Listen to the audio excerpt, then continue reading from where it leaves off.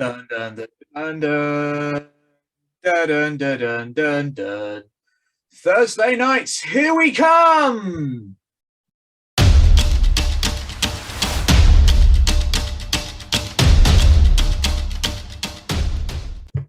Hey guys, and welcome back to the Talking Football podcast here on the Jake Cullip YouTube channel or on Spotify or your podcast provider.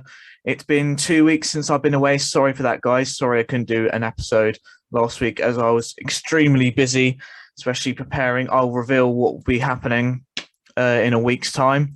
But yeah, let's get on to the podcast. So what has happened since I've been away? Well, we've had the sensational return of Cristiano Ronaldo. I never thought I'd see Cristiano Ronaldo back at Manchester United. I never saw Cristiano Ronaldo growing up, so it's fantastic to see him, and we'll talk about his performance and performances, because I think you could guess how I feel about the games in the intro.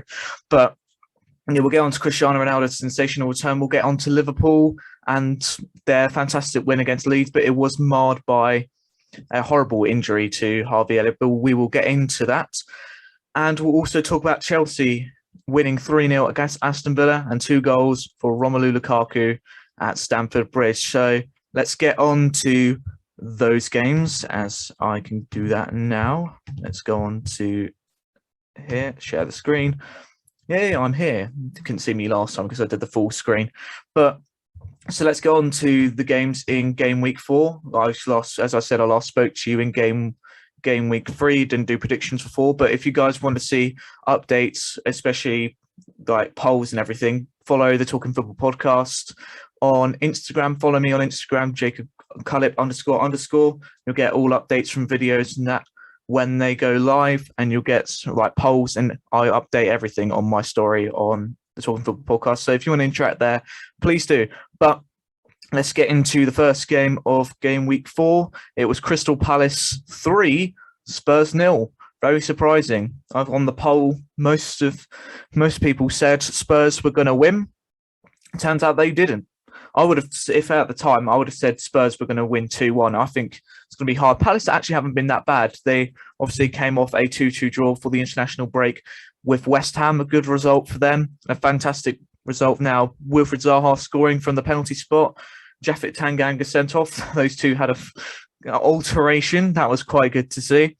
And Ozan Edouard, deadline day signing for Crystal Palace, scored 2 goals. Scored the fastest debut goal in history of the Premier League, and I think he'll be a fantastic sign for Crystal Palace. So their first win of the season. Spurs obviously won the first 3 games of the season, beating City, Wolves and Watford, but they come unstuck here against Crystal Palace, and they don't have a favourable next 2 run of games. Maybe the Arsenal game, you never know, but we'll get on to that.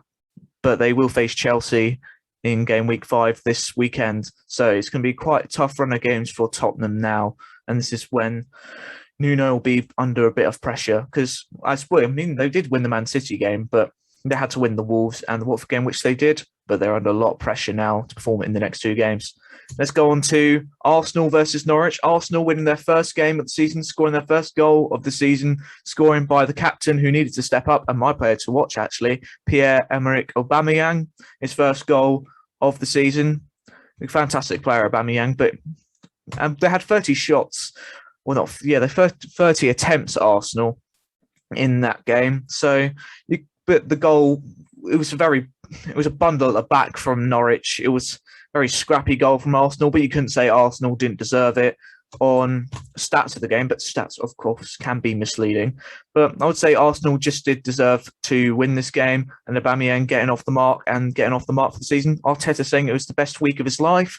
Is that exaggeration? But he obviously is a man under pressure, and the same with Spurs. A lot of pressure on him and his team to perform in the next 2 games, since they have Burnley and, of course, Spurs in the North London derby coming up. So Arsenal got to win the next 2 games. Arteta is under pressure.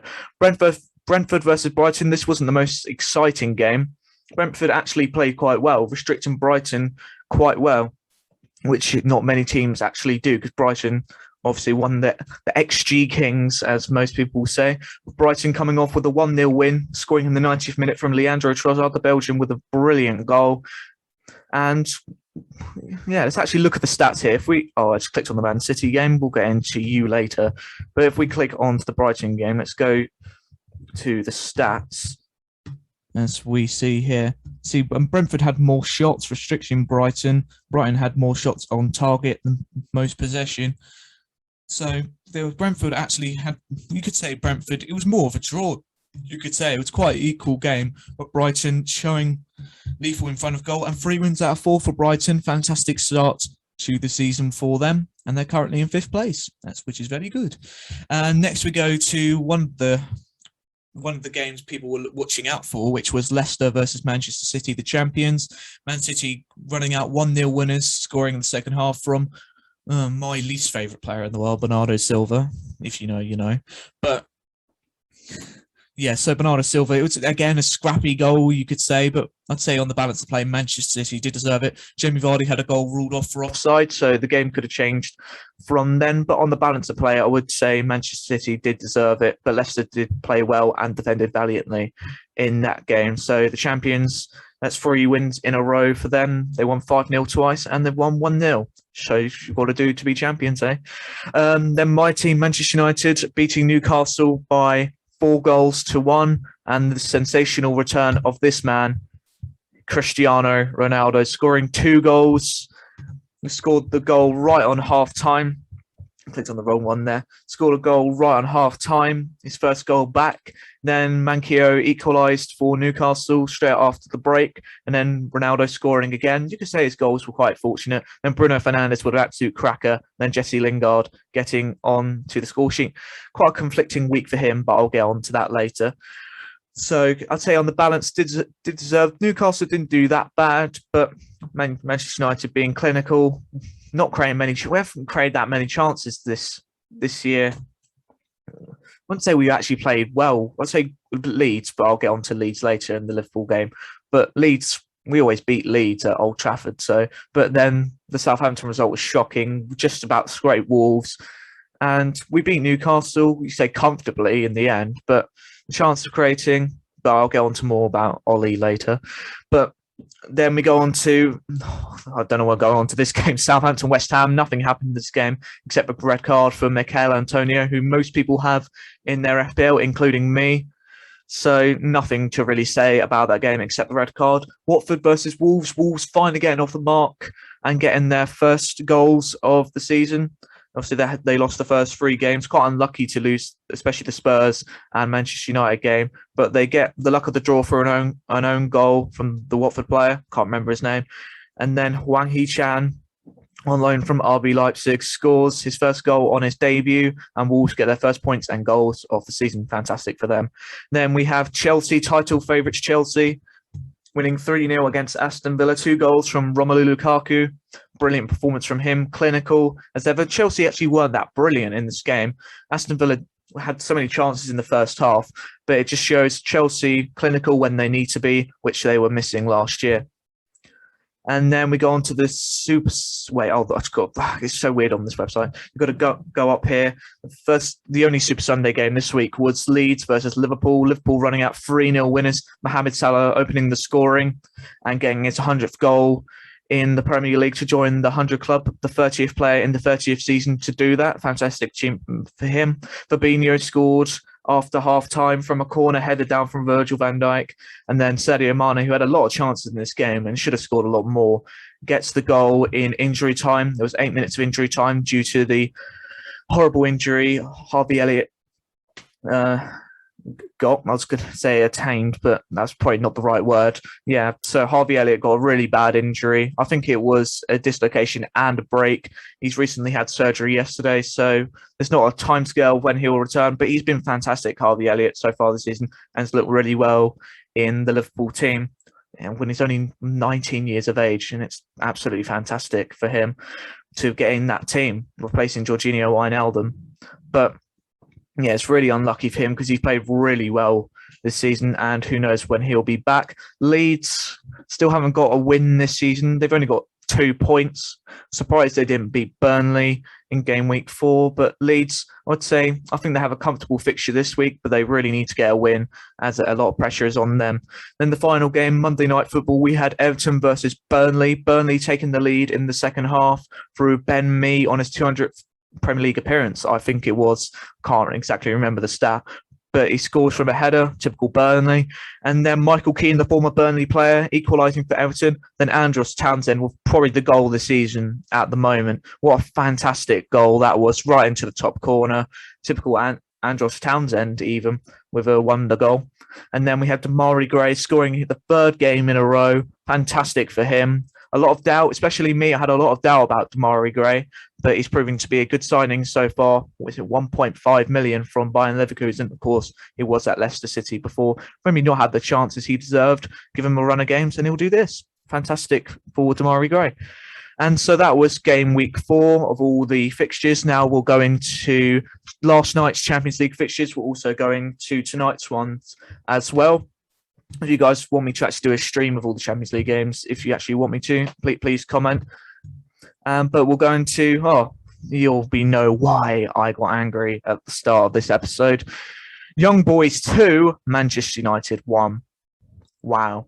Absolutely fantastic. Great result. Gone from the highs of Newcastle, from ecstasy to reality. Fantastic. Ronaldo scores 1-0 in the 13th minute. A wonderful ball. Brilliant assist from Bruno Fernandes. But we only had 2 shots on attempts all game. It's absolutely horrendous. And then the red card for Aaron Wan-Bissaka. A horrible challenge.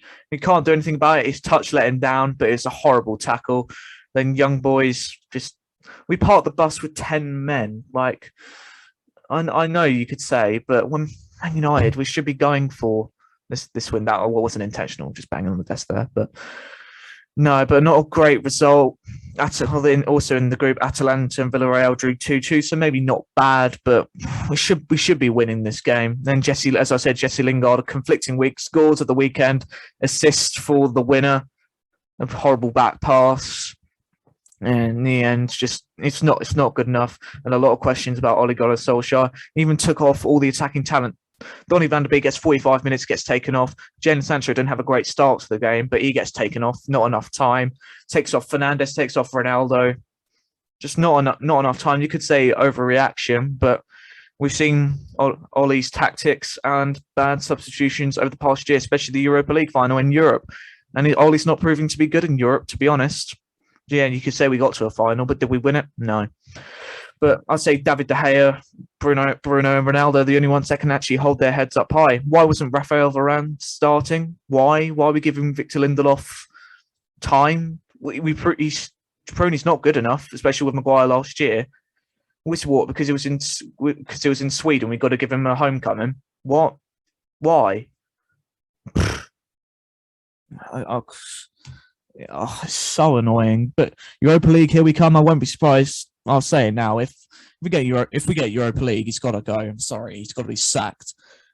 We should have got through the group last year. We beat PSG. We had a harder group last year. We couldn't even get through it. We beat PSG and we beat Villarreal, and then we lost exactly replica. We weren't down to 10 men, but losing to Istanbul Başakşehir last year, and then we bottled it from there. We should have got through the group. All we needed was a bloody point, and we still couldn't do it. So it's still five games to go, but am I confident? Probably not. But then we had Sevilla 1-1 with RB Salzburg. Chelsea winning 1-0 against Zenit St. Petersburg. Another goal from Romelu Lukaku. Dinamo Kiev 0, Benfica 0. Nothing to happen in there. Barcelona, the new Barcelona first game without Messi in the Champions League. Bayern Munich running out 3-0 winners. A goal from Thomas Müller and 2 goals from Robert Lewandowski. Fantastic performance from them. Barcelona, it's going to be a long season for them without Lionel Messi. And yeah, Bayern Munich, it could have been more.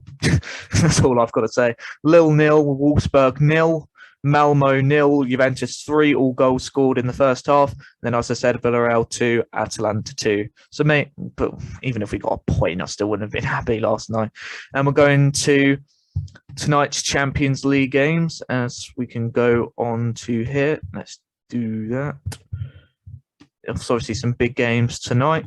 I'll do some predictions for that. Remember, if you guys want me to stream Champions League games or games in the future on here, please say and comment. First, we have Besiktas versus Borussia Dortmund. Sheriff, I can't say that name, against Shakhtar Donetsk. Atletico Madrid versus Porto. Club Brugge versus Paris Saint-Germain. Inter Milan versus Real Madrid.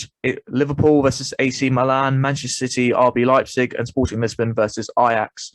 I'm going to predict the Premier League games, and I'll predict the Inter Milan and Madrid game.